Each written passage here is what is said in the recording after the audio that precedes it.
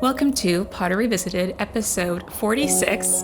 I'm Tori. And I'm Shay. And today we are covering Chapter 9 of Prisoner of Azkaban, Grim Defeat. Or, as we like to call it, safety second, Quidditch first. This chapter really signified to me the lack of just safeguarding and safety in general at Hogwarts. Yeah, it's a death trap. So much negligent things happening in this chapter. But it starts off so wholesome because everybody's having a slumber party, a nice big student body-wide slumber party in the Great Hall. And I love that. But the reason they're having a slumber party is because there's a potential serial killer in the castle with the students. Semantics. It's a slumber party. It's gonna be so fun. Quick point is that I kind of love that Dumbledore makes the sleeping bags purple and that he goes with sleeping bags. Like, he's super magic. He could make comfortable bunk beds for everyone, but he's like, no, we're doing like the basement slumber party vibes. It's gonna be sleeping bags on the floor. And like, I kind of respect it. He just gives them a sleeping bag. There's no pillows or anything. Everyone gets a purple sleeping bag and a backache. I also kind of find it reminds me of the 30-hour famine. I don't know if any of our listeners did that, but our school did like a fundraiser to raise money for food banks or something. I don't know. But what it was, you raised like money and then you didn't eat for 30 hours. And we would do it at school. And because 30 hours is like a whole day almost, it would be a big slumber party in the gymnasium at our high school where everyone got together and didn't eat. And it was kind of that vibe where like you're all on the floor in sleeping bags. There's boys and girls, kids in like all the age groups of the school sleeping on the gym floor and staying up late and playing Manhunt. And I feel like if Percy wasn't such a sucker for the rules, that's the kind of fun chicanery that these students would have gotten up to. Hogwarts Manhunt. Yeah, Percy was cracking down on the law. He got a little bit of power from Dumbledore and he went with it. He's just such a bore. Ron and Hermione and Harry kind of go off on their own and they're talking about Sirius Black and how he got in, and both Ron and Hermione kind of say that it's such a coincidence that he just happened to attack on the day we weren't in the tower, and it's too much of a coincidence. Hermione's supposed to be the smart one, and she's like, yep, it's just on the off chance, like Christmas and Halloween are like the only days a year where they're out that late, and it just coincidentally happened to be the day he breaks into the tower. Like, you would think the brain of the operation would be a little suspicious of like the chances just statistically, like maybe he wanted to get in when no one was there, because that to me is kind of the obvious answer. Yeah. Ron has a theory that like he's been on the run for so long that he's lost track of the days, so he doesn't know what day it is, which does kind of track because like we get that in Deathly Hallows when they're all on the run. But I just feel like this is a really kind of big foreshadowing hint that Black's not what he seems, and like this whole scenario is just like not what it seems. Yeah. I think it's pretty funny, absolutely killer Ron line when they're trying to guess how Sirius got in and Hermione thinks the ideas are dumb and she's like, am I the only person who's read Hogwarts a history? And Ron's like, probably.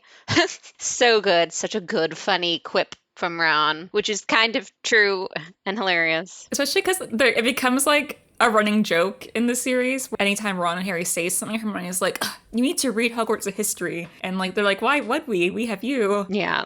It's just such a good, like, I can picture it in Rupert Grint's voice. Yep. Also, a fun tidbit that I absolutely don't think I've picked up on before is they're talking about, like, which teachers are doing what, searching the school, keeping an eye on things. And they're like, yeah, we have to go find Filch and get him to restore the painting of the fat lady. And I'm like, I'm sorry. He's not using magic because Filch, as we know, cannot do magic. So, like, he's just a qualified medieval art. Like, he's a qualified art restorer. Like, okay, Filch, I'm impressed. We just like brush over that. That's a pretty valuable skill. Very impressive to be able to restore art, especially art that old, like without magic, when you could probably do it with magic. And like on top of it, the painting was painted magically. It's a magic painting, and yet somehow Filch can restore it. I am so impressed. Yeah, honestly, Dumbledore should be paying him more for all the things that he does. He's not just a caretaker. He also can restore art. Yeah, and he hasn't murdered any of the students as far as we know. And that's kind of impressive. That's true. Yeah, so Harry's kind of eavesdropping at like 3 a.m. when Dumbledore and Snape and are talking to Percy about like how they couldn't find Sirius Black and everything. And Snape's trying to really hard to persuade Dumbledore that Lupin's involved without directly saying he's involved because he knows that Percy's listening. So he's like, do you remember what I talked to you about at the beginning of the term about, that thing at the beginning of term? Yeah, very vague. I mean, to be fair, though, questioning Lupin's potential role in helping Sirius get in it's just good investigating. Like, okay, this guy got in. What do we know about this guy? He has a history with Remus Lupin. They were friends. They were on the same side. And Remus has been at Hogwarts a long time as a student. He's back as a teacher. He probably knows a lot about the castle. He's a smart and clever guy. Like, just doing a good, proper investigation is the right thing to do, even if he ends up being cleared. Like, just suspect him. He's, it's fair to question him and look into it. And also, I kind of feel like Dumbledore's really blinded by loyalty a lot of the time. And like, because he thinks Lupin is a good guy and paints him in the paint of like good guy, hero side, no worries, it's kind of a good thing that Snape sees Lupin as the polar opposite. So he sees him as like untrustworthy and hates him because it balances out Dumbledore's bias. So somewhere in the middle is like the right amount of suspicion and the right amount of trust versus suspicion to have. And I feel like even though Snape's still a jerk about it, in this circumstance, it's good that he is kind of removing the bias of hindsight of Lupin being a good guy and not involved at all. I do think that Dumbledore and Voldemort are kind of the same, where they are trusting in the sense that they don't believe anyone would ever double cross them because of who they are. Like, the reason Snape was such a good spy is because Voldemort would never have suspected that Snape would like be double crossing him. And I feel like Dumbledore is kind of the same, where he has people that like blindly worship him, and he's like, because he gave Lupin such a great, like, he basically gave him freedoms that no one else would. He's like, oh, he owes me. He'd never do anything bad. But the truth is that Remus hid some things that he did out of fear of Dumbledore finding out. So yeah, everyone keeps secrets from Dumbledore if they can. And it's fair because Dumbledore keeps secrets from everybody. Yeah, Dumbledore keeps a lot of secrets. He's a secret keeper. They found a new portrait for Gryffindor Tower, which happens to be Sir Cadogan, which is very chaotic. All the chaos. Apparently, he changes the passwords twice a day into like really complicated ones, and he tries to fight people instead of letting them in, and it's just chaos, basically. It's a bad time for Gryffindor House. It's a bad time. I kind of feel like it's what would happen if Fred and George wore portraits. A little bit. Yeah. One of the other things I really enjoy is they give us a bunch of like stories of different theories Harry and Ron and Hermione overhear about how Sirius got in. And one that is sort of presented as being the most outrageous is Hannah Abbott, future wife of Neville Longbottom, being like, I think Sirius Black might have turned into a shrub, just like a flowering shrub, and that's how he got in. And like, it's funny and ridiculous, but like, it is hands down the closest to being the accurate guess of what he did. He did turn himself into something else using advanced transfiguration and use that to get by. So like, super duper close. It's a little bit of foreshadowing there. Coming in strong, Hannah Abbott. Great guess. I love that for her. Why flowering shrub was the choice, I don't know. Like, I wish I got more details on, like, why specifically that. Well, I feel like Hannah's really into herbology, which is probably why her and Neville got on so well, is that they're thinking about plants all the time. So maybe there's a particular flowering shrub that there's a lot of at Hogwarts, and maybe they walk around at night or something, like they lift up their roots and walk around in the moonlight or something. And she's like, oh, they walk? He could have walked in looking like one of those shrubs that walks around, Like, I want more details on why flowering shrub is the choice. Well, Harry has noticed that ever since Sirius broke in, that the teachers and staff and everyone's kind of like paying a lot of attention to him. Like, more than usual. He usually gets a lot of attention because, again, yeah, golden boy. But he can tell they're following him around and stuff. Overly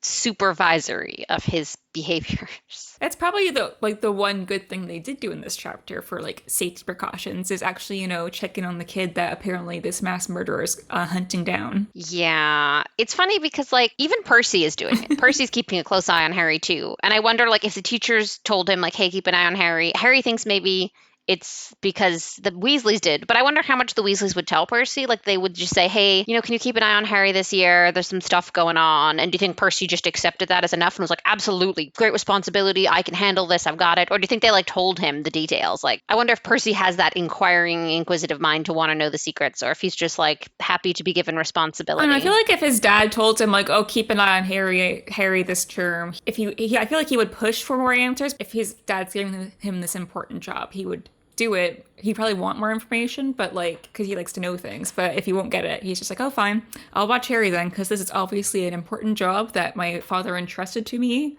because I am the responsible sibling. Yeah. And then finally, after Harry being assumed to not know anything about Sirius's relationship with Harry, Minerva McGonagall, the one true grown-up, pulls him aside and talks to him about it. And Harry's like, yeah, I know. I was eavesdropping, as I do, and I already know. But I wonder if Minerva decided it was time Harry knew, it was safer for him to know, and she thought he was being suspicious of how the teachers were treating him, and she just like made that unilateral decision as a proper grown-up. Or if Dumbledore was like, okay, it's time for Harry to know so he can go get up to more mischief, so give him some of the backstory.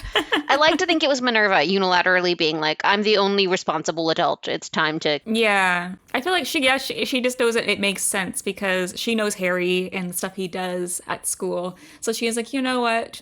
Something's going to happen if I don't step in here. Because I feel like Dumbledore never wants Harry to know anything. So I can definitely see McGonagall being like, okay, for everyone's safety, I'm going to let Harry know. So he'll be on his guard. But Harry already knows. Because eavesdropping.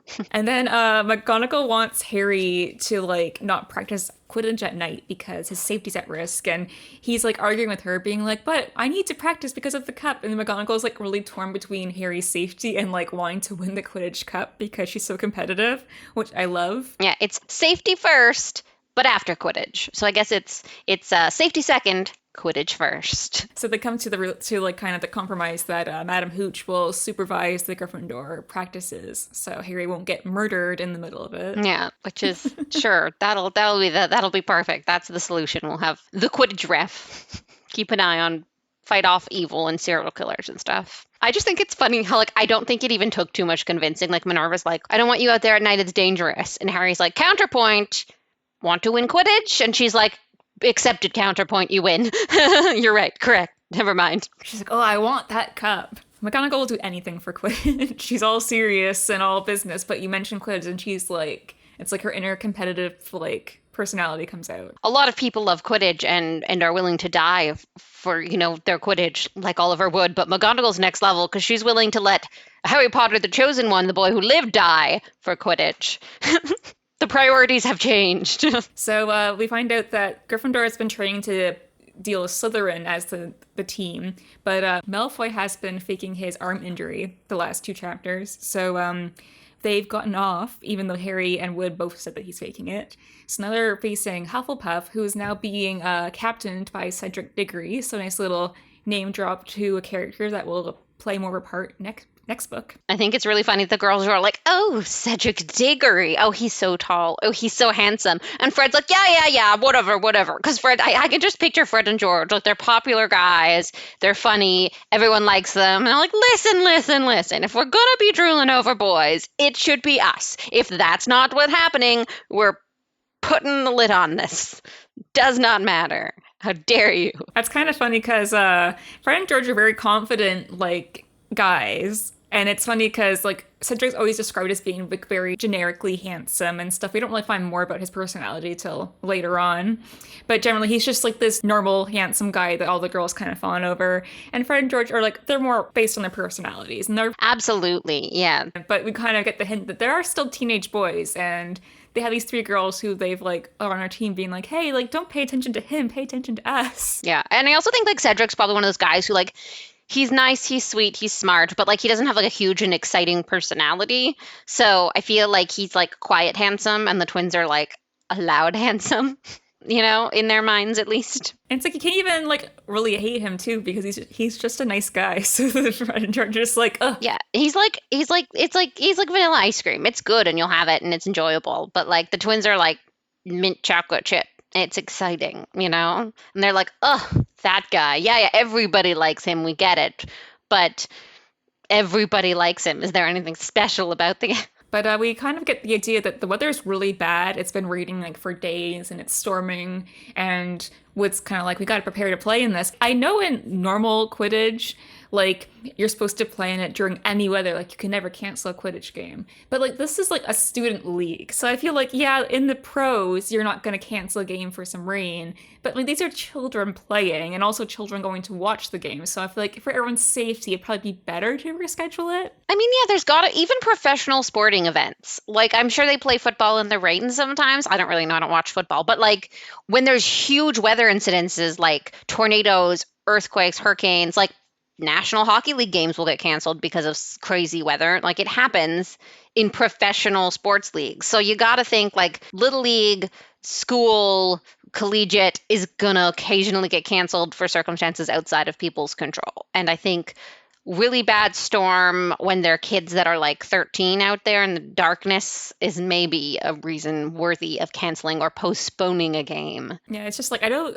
Quidditch is supposed to be this like really like whimsical sport, and it's different from normal sports because they play in any weather, and even if someone falls off their broom and dies, you still keep going until someone catches that snitch, because that's the only way to stop the game. But I'm like, if this isn't even like a professional or semi-professional league, this is children playing. And it's not even like it's like against other schools. You know what I mean? Like, come on. Yeah, but this is like the one safety thing. I'm just kind of like, this could have all been avoided. Like, I'm pretty sure it was thundering and like lightning when they were playing later on, and Harry fell off his broom, but like he was lucky he didn't get like hit by lightning or something. Yeah. It also makes me wonder a little bit like, how does weather forecasting work in the wizarding world? Because like in the regular world, weather forecast is science and it's not always spot on. But like in the magical world, you'd think there'd be options like future seeing divination experts try and tell you what the weather's going to be like so you can schedule your outdoor events. Or bare minimum, if you can't control weather in that way or predict weather in that way with magic, can't you just like do a big old magic bubble over the Quidditch pitch? I mean, I know Quidditch is supposed to be like, you can go anywhere in the world while you're playing your game of Quidditch, nothing's off limits, but like at least put like a relatively big bubble of no rain over like the grounds of Hogwarts. Doesn't seem impossible. They do it with protective spells during the Battle of Hogwarts, so they could do it with just anti-rain spells during a Quidditch game, one would think. Yeah, so it just kind of shows that safety is not a huge concern. Yeah, never has been, never will be. So I know we talk a bit about, like, Wood's getting pretty fanatic about this Quidditch game. So Harry's, like, late to his next class because Wood's been talking to him about strategies in between lessons. Classic Wood. And Harry finds out that Professor Lupin is not teaching DADA this class, it's Snape. I mean, to be fair, as someone who doesn't like James Potter, I can imagine the satisfaction Severus Snape saw seeing James face Harry Potter saunter into class 5 minutes late thinking he's going to get away with everything and it's fine because it's good old buddy Lupin. You know what I mean? And then being like, and then seeing it in his face, the realization that he's not getting away with it this time. Like, I can feel that bit of spiteful joy for Snape. I can. Like, what could possibly go wrong with Snape teaching DADA? And there's this way that he says this line. So Harry asks, like, why isn't Professor Lupin here? And Snape says he's too ill to teach today. And I'm wondering, is he like implying that he isn't really ill in like the usual sense? Because he doesn't say like, oh, he's ill or he's sick or he's whatever. He says he says he's too ill. So he's implying that like, oh, this is what Lupin says, and Snape doesn't believe it. Yeah, I mean, I think Snape knows that he's sick because Snape knows what he's sick with. Well, he definitely knows. But I mean, I think Snape is definitely trying to make the students think that Lupin's kind of flaky or weak or has a sensitive immune system. Like he's trying to make Lupin look like a big baby who can't show up to class with a tummy ache sort of thing. Well, it does kind of bring up my next point, which is did Snape agree to cover Lupin's class just to insult him to his students? Because that's what he does. I mean, probably. So I'm giving him a Snape sucks point for that. I mean, like, you gotta think Dumbledore didn't choose Snape because he knows Snape loves Defense Against the Dark Arts and it would make Snape happy. That's not a priority for anyone. So you gotta think Snape got it. I could take that. And he is being snarky because he hates Lupin and this is his one opportunity to be a dick. And every time someone defends Lupin, he gets even more mad because I think it starts off with him just complaining about Lupin's like how how they're really behind, and then everyone's like, oh, Lupin's a great teacher, like he's the best one we've ever had, and he's just like, he gets more and more like mad and complains about Lupin's like marking style. And yeah, and then he doesn't actually listen to them when they try and say what they have learned or teach them. I do hate when supply teachers come in and don't teach you what you're learning. They're like, we're learning this instead, and you're like, excuse me, you're going to confuse the hell out of us. Please continue the curriculum as we've been learning it. Thank you. Like, that's annoying as heck. Yeah, I'm someone that like to know what I'm doing. And so if someone comes in and be like, instead of learning this, which you've been learning, we're going to learn something completely different. Academic whiplash. Yeah, honestly. I do really love the irony and the absolute snark and spite and pure honesty that Snape has when he says, I never thought I would see a third year class that didn't recognize a werewolf when they saw one. And like, he's just talking about learning and how they haven't covered werewolves yet, but 100% he's like, your teacher's a werewolf, you idiots, you absolute imbeciles. And it's so like such a good funny line from Snape. Like it's just, it makes me really happy. But on the topic of Snape making them cover werewolves, I know he's doing it because he wants them to find out Lupin's a werewolf and get Lupin fired, but also like it's kind of a good idea to teach them about werewolves if they're going to have one at the school. Because as we learn later on, like there is a risk to having a werewolf teaching at the school, and knowing things about werewolves could benefit the students very much and is probably a good and like safety conscious thing to do given the circumstances. This school doesn't value safety. So like he did it to be a dick, but it's probably a good idea and makes sense in the long run and is like a smart choice. I wanted to give Snape a sucks point for insulting Hermione in front of the whole class, because she generally was just kind of like trying to tell him this is what we've been doing in class, and she's the only one that would answer him, and he doesn't obviously want her to give the answer because just doesn't like her. I want to talk about Ron defending Hermione, because they have in the book where he calls her an insufferable know-it-all and all this stuff in front of her, and she's basically tearing up and crying because it's embarrassing to like be called out in front of a teacher, especially when you're not doing anything wrong. Especially when it's something you're already sensitive about. Like she kind of knows that that's a reputation she has. And it has this funny passage where it's like Ron who calls Hermione a know-it-all like every day, multiple times a day, and he stood up for her being like, hey, she knows the answer, and like, why are you being such a dick? And Ron gets attention for it, but I'm like, this is such a classic Ron moment where he's just like fiercely loyal and protective of his friends, and he's sticking up for Hermione even though like, they're kind of at odds right now with the whole pet issue. And in the film, they have Ron say he has a point. Drives me insane. They took such a good Ron moment, positive Ron moment, and they turned him in. They added him on to the villain in that moment. You know what I mean? Yeah. I don't know why they did that. I don't think it's like the beginning of how they take Ron's really great character moments and they just make him like have little one-liners that are funny, but it's like Ron is more nuanced than just a little side character that's giving like comic relief. Like he's way more than that. I agree. The only reason you do that, because like in other circumstances they take smart Ron moments and give them to Hermione in the movies because they want it to be obvious to children that Hermione's the smart one and therefore Ron has to be the goofy one. But like in this moment, it's not a smart thing Ron's doing that they're giving, and they're not giving it to Hermione. So they're just taking Ron being nice and making Ron a jerk. And I think they're playing it for a joke in the movie. They're like, people will laugh. And I don't like that sense of humor because it's just mean. Yeah. It's like they're going to laugh at Hermione being sad because Ron decided that he's doing it. And so when Ron does it, it's funny. And it's like, no, it's still mean if Ron does it just as much as when Snape does it. Yeah, they cheapened Ron's characters to just like little one-liners and like goofy kind of like comic relief moments. And he's so much more than that. And I love Rupert Grint so much, and he does serious roles, so I just feel like they could have given him so much more, but they really wanted to elevate Hermione in the series, and so Ron was just kind of like, he suffered as a character because of how they... Yeah, and Rupert Grint could have totally played a lot of the moments they take away. Like, I saw him in Cabinet of Curiosities, like a Netflix selection of short films that Guillermo del Toro made, and like, he was so good in it, and he was so serious, and it was also kind of fantastical and like magical,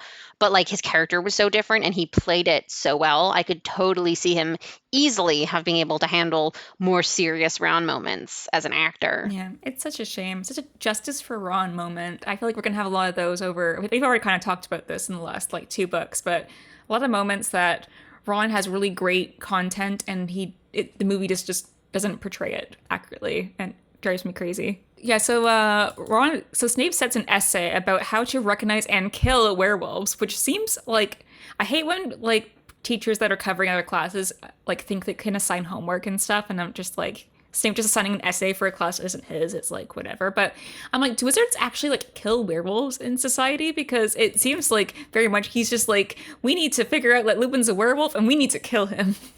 I think killing them, is like knowing how to stop. I mean, killing them kills them dead, but it's also a way to protect yourself from werewolves. So, like, it's good for them to know that. But it does, seeing as how most werewolves are like, they're humans, they're wizards. Yeah. Who've been bitten. It does seem a bit extreme. Like, how to incapacitate werewolves might have been better. But I don't know if that's something that's covered. Like, we don't really know how severe the stigma against werewolves is. Yeah. Like, if their classification under the law is different if you get bitten and become a werewolf. Like, is it not murder to kill Lupin in the same way as it would be murder to kill some other dude? Because we know like Green Fenrir is really evil werewolf, and like he is wanted for like arrest. So I feel like he's still human. Like he's an evil guy, but like he's still part human. So I feel like you need to treat him as a human. It almost kind of reminds me of like mental illnesses where you have like part you're out of control of like your mind and your body that like things that you do can't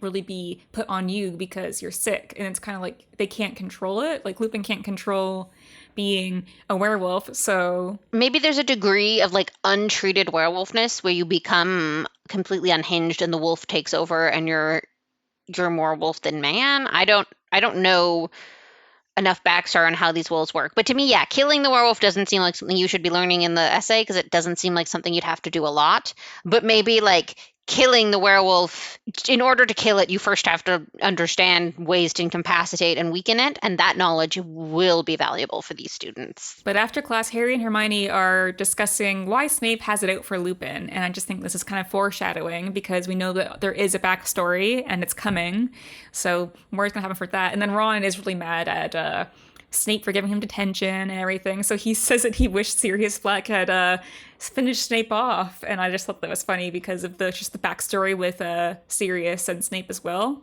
Oh, Ron. Because Sirius did basically try and finish Snape off as a kid, so and that was kind of funny. He did his absolute best early on. Also, there was this part where, going back to kind of our last episode with the pet feud between Ron and Hermione, when Harry's leaving to get ready for his Quidditch game, and really early in the morning, he sees Crookshanks trying to sneak into the dorm while he's leaving. And I'm just wondering, like, why isn't Hermione having the cat locked in her dormitory? Because when she got the cat, that's what she told Ron, like, oh, don't worry, like, he'll be in my dormitory and Scabbers will be in yours. They'll never see each other. Because Hermione is a negligent pet owner. Yeah, so basically, it's more reasons where Hermione's not taking Ron's complaints seriously, and she's just letting Crookshanks do whatever he wants, and... I also think, like, Crookshanks is a poorly trained pet, and there's probably lots of well-trained pets, and, like, there's one door to the third-year girls' dormitory, and so, like, if the other third-year girls... Even if Hermione always locks the door, there's no way all the other third-year girls are always going to remember to lock or close the door. And, like, they might leave it open on purpose so, like, their pets can go out and hang out. Like, I'm assuming the pets don't sit around all day. Like, cats like to roam a little, and, like, some of the cats want to hang out with other cats. And so I feel like it's not a reasonable thing to say. Yeah, it's just more the fact that she told Ron that he was going to be kept in the dormitory and he's not. Yeah, I just think when you cohabitate with people, it's not fair to tell someone, oh, don't worry, he'll always be in there, because you actually don't have control over that. You have, like, what, 1/5 control over it if you're one of 5 girls living there? Bavard or Lavender could go out to get some water or something in the middle of the night and leave the door ajar, and Crookshanks will creep out or whatever, but it's kind of showing that Hermione is just not taking this as seriously as she said that she would, so... Not cool, bro. And so we have the Quidditch game, which is happening during a thunderstorm, as we said, which is crazy, negligent, not safe, but, you know, Hogwarts. And Harry's having trouble because it's raining so hard that his glasses are fogging up, which is the worst experience if anyone wears glasses and knows this. Yeah, and I think it's kind of weird that, like, none of the older kids know any charms or anything to, like, keep rain off them. Yeah, because Hermione comes up during, like, a second half or timeout to show Harry, like, oh, here's a spell that will, like, repel the water from your glasses.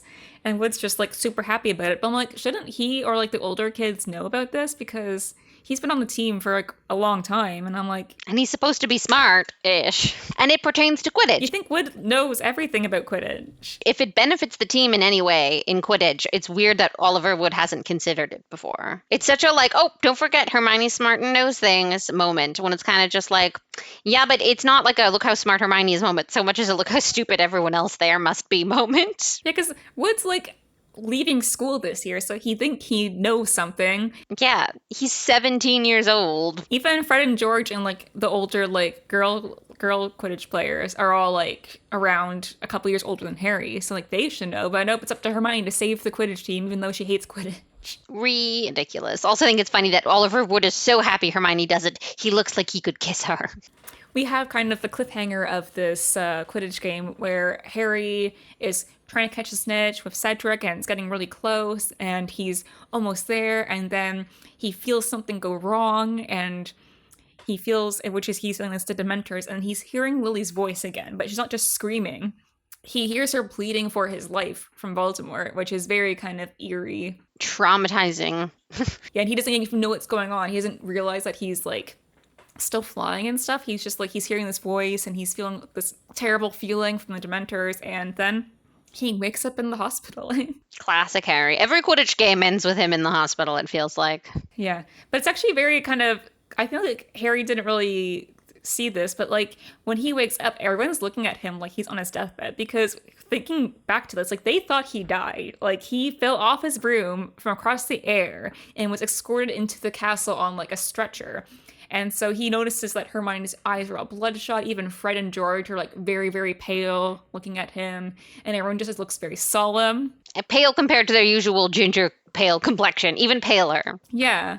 Like even Fred and George are like kind of spooked. And so you know that's Sirius then. But yeah, they thought he basically died. And the first thing he does is ask who won the match. Oliver Wood, if you were there, would respect the question. He'd be so proud. But meanwhile, where's Oliver? He is in the showers drowning himself, allegedly. Yeah.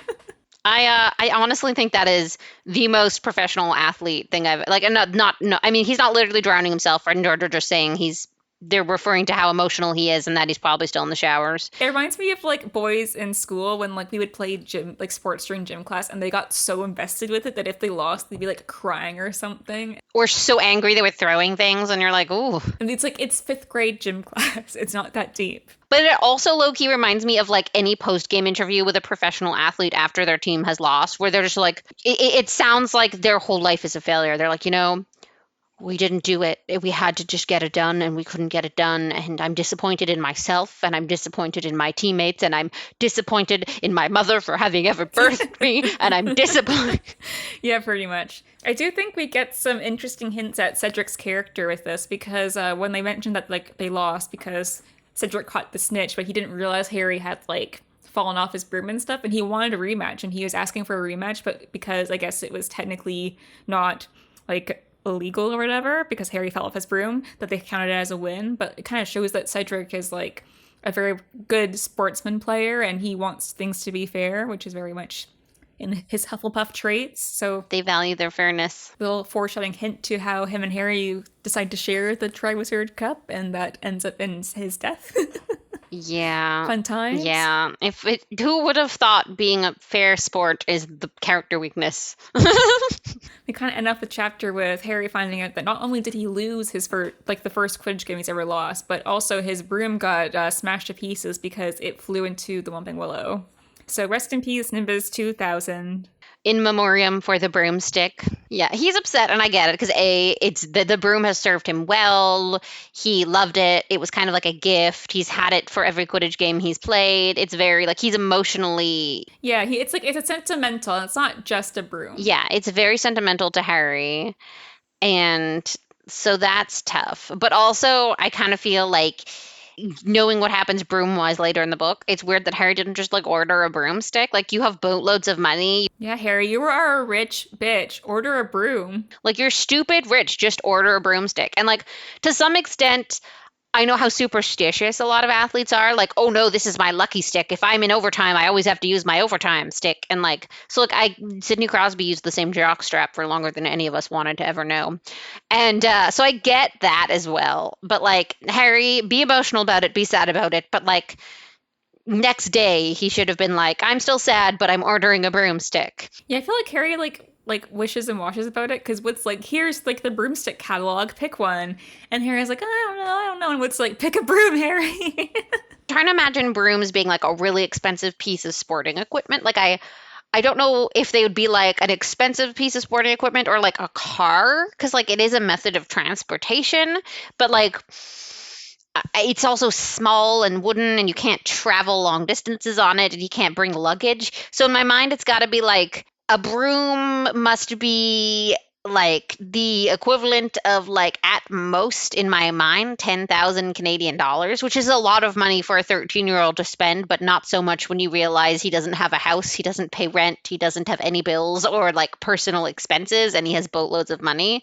Like if I were 13 and I had boatloads of money, I would absolutely buy myself a expensive thing for the one sport I play, especially with the pressure from Oliver Wood and everyone else. Like it can't be that hard. You open the catalog, you say which one is the best. It's very expensive, I'll buy it anyway. Or you be a little more sensible and you say which one is the best, I'll buy the second best so I can feel like I was good with my money. Like, not that hard, Harry. Wood says he could even buy the same broom or something, and Harry's just like, it will be the same. Yeah, just buy another Nimbus 2000 or whatever. Like, calm down. It's just kind of a plot hole because Harry needs to put off buying a broom because Sirius sends him a broom, and it's this whole plot point in the fact that like, oh, the broom might be cursed, and Hermione's a bad friend because she was worried about Harry's safety and all this stuff. Yeah. We can't make Hermione look like an idiot for valuing safety if Harry makes a smart choice and buys himself a freaking broom. But do you have any closing remarks before we wrap up this chapter? I love the amount of energy and effort and like value they put on sports. It's so believable for someone who spent so much time working in an actual like the world of professional sports. I'm like, yeah, no, that checks out. Like I've seen so many athletes have horrible injuries and finish their shifts or play the rest of the game. And I'm like, that's the Hogwarts mentality when it comes to Quidditch. Like, you could die, but try and die after the game, please. Thank you. Yeah, my closing remarks are that Hogwarts does not value safety, and we are not surprised because Dumbledore's the headmaster. I gotta know what their insurance premiums are like. Gotta be high. All right. Thanks for listening. Yeah, remember to follow us on wherever you listen to your podcasts. We're on Spotify and Apple Podcasts, by the way. And if you want to follow us on social media, we are at Potter Revisited. And if you want to email us any theories or thoughts you had on today's episode or previous episodes, you can email us at potterrevisitedpodcast@gmail.com. And we'll be back next time to discuss Chapter 10 of Prisoner of Azkaban, The Marauder's Map. Bye.